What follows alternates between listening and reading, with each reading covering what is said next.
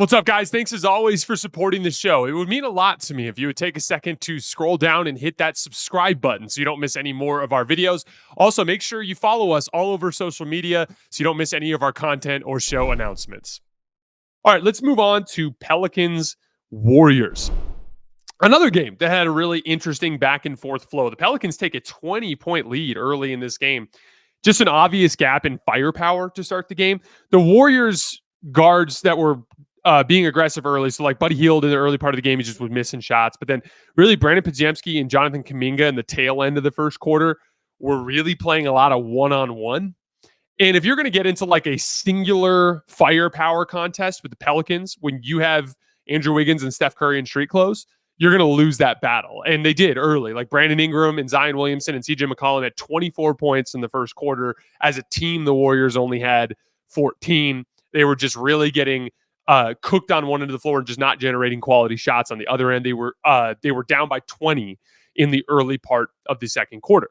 Now, then the Warriors started to play Warriors basketball, and they kind of chewed down that lead in that second quarter with much better defensive activity and much better ball movement. Again, what is the Warriors' identity beyond Steph Curry, right? Like the identity of the Warriors is Steph, Draymond, and Steve Kerr and everything that they've established over the course of the last 10 years. But beyond Steph Curry, they have a strong identity, which is speed. They are fast as hell on offense and on defense. On offense through player movement and quick decision-making, and on defense with ball pressure and covering ground really, really fast in rotation. They fly around, and they have a depth of guys that can do it, so that even with Andrew Wiggins, who when he's healthy and in when his mind is right, is one of the very best perimeter defenders in the game, and DeAnthony Melton, who's a very good starting caliber defensive guard, when those guys are out of the lineup, they still have waves of guys come in.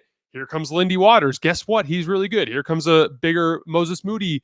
Like Moses Moody starts the game. Well, guess what? He's really good too. There's all these different guys that can do this job on this roster. In that second quarter, they started flying around on both ends and got back into the game. The Warriors forced 9 turnovers in that quarter. They scored 24 points just in transition, just in the second quarter. Like, it was a crazy run that they went on to get back in the game.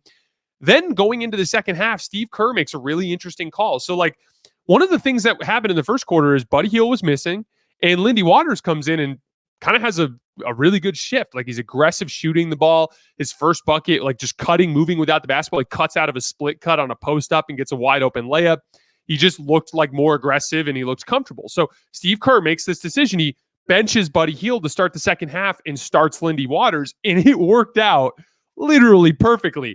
Lindy goes on another scoring run just to start the third quarter. Brandon Podziemski, by the way, finally had a breakout offensive stretch there in that early third quarter. He scores 10 quick points.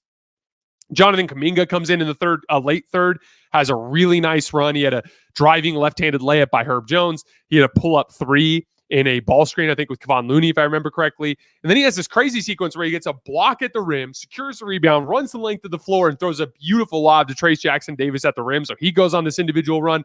And then Buddy Hield, the guy that Steve Kerr benched to start the second half, he comes in and finally starts just hitting shots, and he gets crazy hot, and then they put the game away. And then on the defensive end of the floor, it was kind of like an interesting bend but don't break approach from Steve Kerr, and it worked really well. Like, they let Brandon Ingram and Zion Williamson just cook one-on-one most of the game, and they cooked. They had 61 points. Zion Williamson just absolutely torched both Draymond Green and Kevon Looney. Brandon Ingram was just shooting over the top of every single Warriors guard. Like, those guys got their buckets, but it didn't matter because almost half of the Pels buckets were unassisted, so there was very little ball movement. They had just 75 points total after the first quarter. They forced them into 25 turnovers. That led to 34 points in the game. Really, really good two-way performance from the Warriors as they get a dominant, impressive win over a playoff team without their best player and without two of their most important role players that they have on this roster. Just a resounding statement of the depth that this team has. And that really has been the story of this Warriors season in the early going, in my opinion. Like, they just won a game without Steph Curry, DeAnthony Melton, and Andrew Wiggins because they're so damn deep with fast guys that can both defend and run action properly in the Warriors system. That is what has their floor so high. They have a strong identity that is separate from Steph Curry. They're an elite defense that forces a lot of turnovers, scores a lot in transition off of those misses and those turnovers. Just a couple of stats to demonstrate how good the Warriors have been with their speed to start this season. Second in defensive rating, sixth in pace. They have forced 21 turnovers per game. That's second only to the Oklahoma City Thunder. They're scoring 26 points per game off of turnovers. That's the most in the entire NBA. They're scoring 22 fast break points per game. That's first in the entire NBA. They're getting out in transition on 22% of their overall possessions. That's number one in the NBA. So speed is the identity of this team. That is where they are driving success that is separate from Steph Curry. And again, like Steph, even when he was in the lineup to start the year, he hadn't even had a game where he scores more than 20 points yet.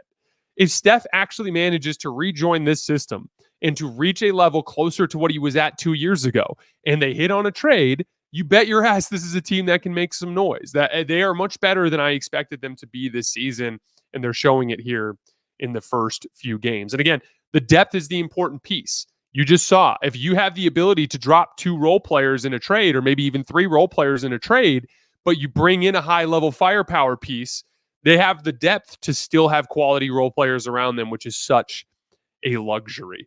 On the Pelicans front, turnovers really killed them in this one. When they were patient, they consistently got great stuff from Zion and BI. BI's had a couple of rough games, but he's also had a couple of really, really good games. And one of the rough games, he ended up hitting a game winner in anyway. Just really, really comfortable getting into that mid-range. Also, without DeJounte Murray getting a lot more high ball screen touches, and he's just one of the more gifted forwards at passing at a high ball screens that we have in the league. But turnovers killed him in this one. They gave up 34 points off of turnovers in this game. Zion finally had his big breakout game on offense. He was really rough in his first 2 games.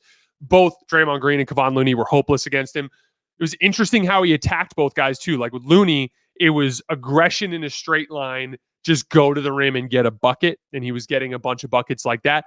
Draymond, obviously a much more gifted defender, was doing a good job of beating Zion to the first spot. And so this was something we talked about in preseason, but Zion has worked on this little hard drive to the right for a left-handed player so that he could pound into a spin over his right shoulder for a left-handed hook shot. And he got Draymond with that a bunch of times in this game where he make an aggressive move. Draymond, good defense, slide his feet, take the contact. But Zion's just so quick with that spin over his right shoulder. He also has done it a few times where he gets caught dead to rights, where he gets caught dead to rights, and all he'll do is just quick pivot towards the baseline to fake like he's going to go reverse, and then he'll just turn right back over his right shoulder and go to that hook. That left-handed hook is going to be such an important go-to move for him in the long run. But again, he had such a dominant performance against the Lakers in the play-in game, and we were wondering if he was going to be able to continue some momentum off of that. Comes into the season, gets sick, misses the first game, doesn't look good in the first 2 games. That, what we saw last night, was closer to the Zion that we expect. Now, really rough on defense in this one, especially in the second half. But the Warriors offense is a blender. They really test your attentiveness and your ability to navigate screens and to defend multiple actions, to make multiple efforts on the same possession and to cover ground. And again, that attentiveness is everything that they're testing. And so that's just a weakness of Zion that he's going to have to work on. But I did think it was an encouraging